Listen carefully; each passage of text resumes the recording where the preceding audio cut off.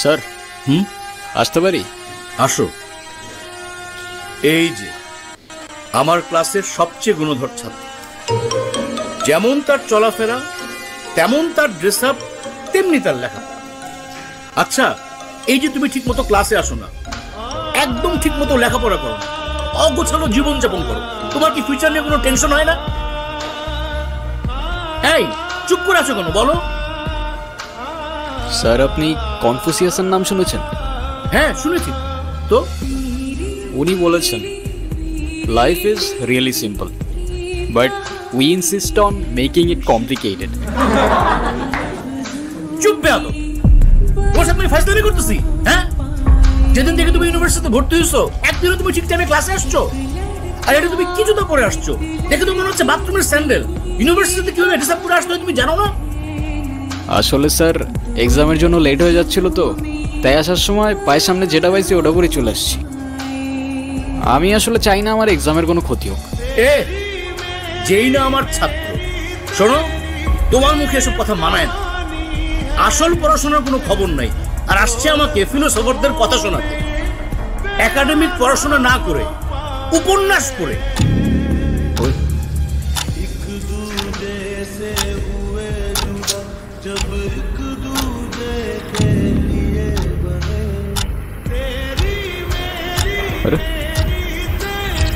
দেখা না স্যার, হিমু আমাকে অনেক ডিস্টার্ব করতেছে।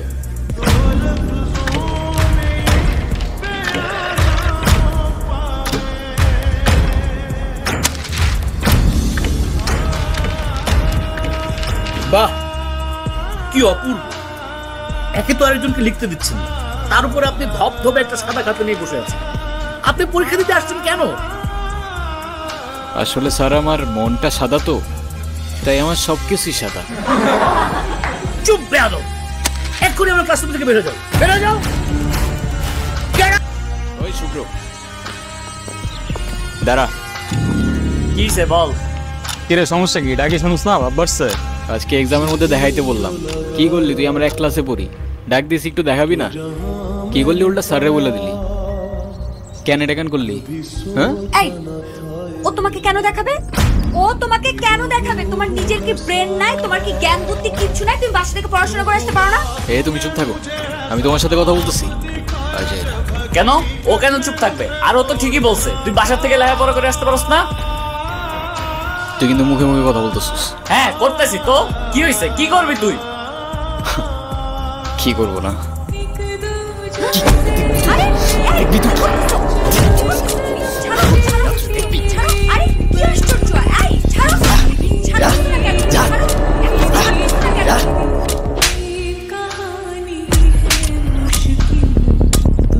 বেয়াদব ছেলে, রাস্তাঘাটে গুন্ডামি শুরু করছো?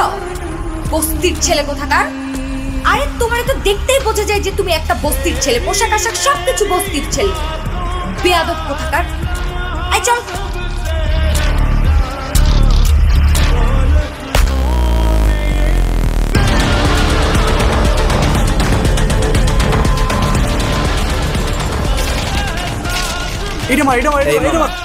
কি রে তুই এখানে বয়া কি করতেছ? গেম খেলতেছি মামা, গেম খেলতেছি। তুমি এখানে বয়া বয়া গেম খেলতেছো আর ওদিকে তোমার পাখি লেগ পারে একা একা বয়া রয়েছে। কে ইরা? হ্যাঁ যাও একটু আদর যত্ন করে দিয়া হও মামা। কি বলস মামা? ইরা? হ্যাঁ মামা তোরা থাক, আড্ডা উড্ডা দে, চাটা খা, বিড়ি টিড়ি খা, মামা আইতাছি। যাও মামা, best of luck.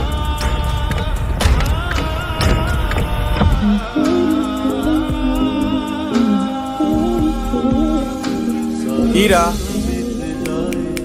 Ira, Ira.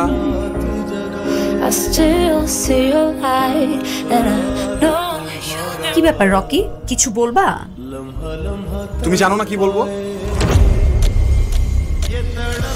শোনো, আমি তোমাকে আগেও বলছি, এখন আবার বলছি, তোমাকে আমি পছন্দ করি না আর কোনোদিন করবো না, পাস শেষ। আসিফ আর রকির কথাবার্তা শুনে তো সুবিধার মনে হলো। ইরা তুমি কি ভেবে বলছো? তুমি জানো এর পরিণাম কি হতে পারে? রকি ইরার কাছে গেল, ইরা লেকের পারে একা বসে। কি? এর পরিণাম কি হতে পারে মানে? শোনো, আমি ভেবে বলতেছি আর তুমি আমাকে স্বপ্নেও কোনোদিন ভাববে না। যাও তো যাও, আমাকে ডিস্টার্ব করবে না, যাও এখান থেকে যাও। আরে দূর, আমি ইরাকে নিয়ে কেন ভাবতেছি? ইরা তাহলে কিন্তু রকি ছেলেটাও তো ভালো না। প্রেম যেহেতু করবাই না, আবার এর সাথে কোনো ঝামেলা করবো না তো? প্রেম করে যেটা করতাম সেটা করে ফেলি। আরে কি আশ্চর্য! রকি, রকি হাত ছাড়ো, রকি! আরে কি রকি?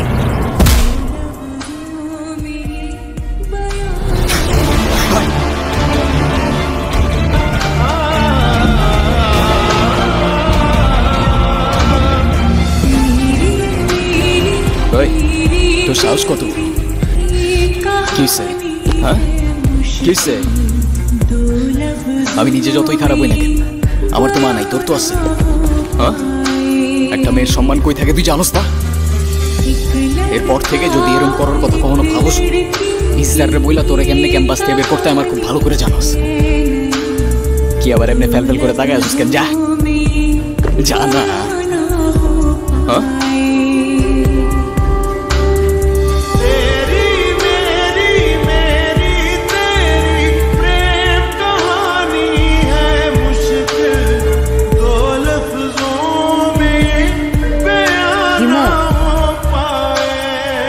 ধন্যবাদ তোমাকে। ধন্যবাদ দেওয়া লাগবে না, তোমার জন্য আসিনি আমি। আমার তো ছোটবেলায় মা মারা গেছে।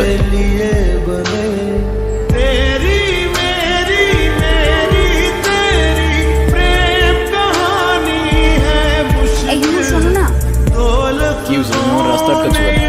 তোমার সাথে আমার কোনো কথা নেই। আচ্ছা তুমি এরকম রেগে যাচ্ছ কেন? সেদিনের ব্যবহারের জন্য আমি এক্সট্রিমলি সরি। তুমি আমার কাছে মাপ চাচ্ছ কেন? তুমি কোনো দোষ করছো? এই সড়কে তোমার সাথে কোনো কথা বলার ইচ্ছা নেই। আরে শোনো না প্লিজ, এবার আমাকে ক্ষমা করে দাও। আমি না না বুঝে ভুল করে ফেলেছি, সরি বললাম তো, সরি। আচ্ছা ঠিক আছে, মাফ করলাম। আচ্ছা ঠিক আছে, তাহলে আমরা এখন friends। আচ্ছা ফ্রেন্ডস। ওকে, আমরা যখন ফ্রেন্ডস হয়ে গেলাম তাহলে আমার একটা শর্ত আছে। শর্ত? কি শর্ত? শর্তটা হচ্ছে তুমি আজকে আমাকে সারাদিন বিয়ে করবে, ঠিক আছে? তোমার নিয়ে ঘুরতে আমার কোনো প্রবলেম নাই, কিন্তু আমার একটা শর্ত আছে। তোমার শর্ত? ওকে, বলো কি শর্ত? আমরা ঘুরবো ঠিক আছে, কিন্তু সেটা পায়ে হেঁটে, কারণ পায়ে হেঁটে ঘোরার মতো মজা আর অন্য কিছুতে না। আচ্ছা আচ্ছা ঠিক আছে, তাই হবে।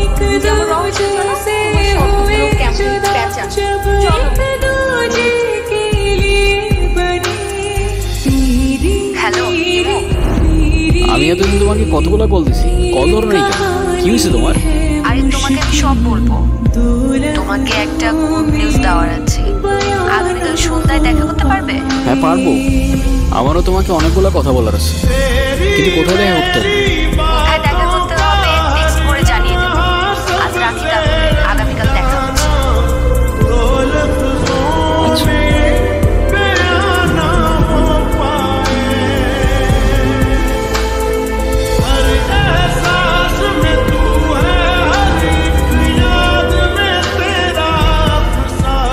এতদিন কোথায় ছিল তুমি?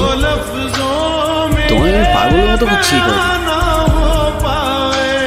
হেমো, মাঝে মাঝে কিন্তু হারিয়ে যাওয়া মন্দ কিছু না, ভালো। কিন্তু তুমি আমাকে পাগলের মতো কেন করছিলে? আছে কিছু কারণ।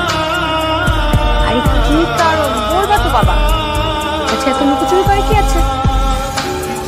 আমারটা বলো, তুমি না বললা কি একটা গুড নিউজ আছে, ওটা বলো। আছে একটা কারণ, শেষ কথাটা না হয় শেষেই বললাম। শেষের কথা মানে বুঝলাম না। তোমার বুঝতে হবে না, বলো তুমি যেটা বলতে চাচ্ছো বলো।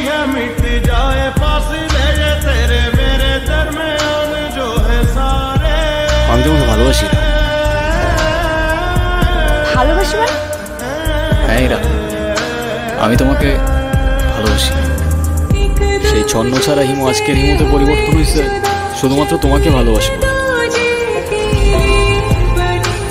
হিমুর জীবনে ইরা না আসলে এই জীবন কখনো পসিবলই হইতো না। এতদিন আমি কিছু বলতে পারিনি ভয়ে যে আমাদের ফ্রেন্ডশিপটা নষ্ট না হয়ে যায়, কিন্তু আমি আর পারতেছি না ইরা, আমাকে ভুল বুঝো না তুমি। আমি শুধু আমাকে পরিবর্তন না, তোমার জন্য যে কোনো কিছু করতে পারি। I love you Ira. দেখো ইমো, আমি তোমাকে আমার ফ্রেন্ড ছাড়া কখনোই কিছু ভাবিনি।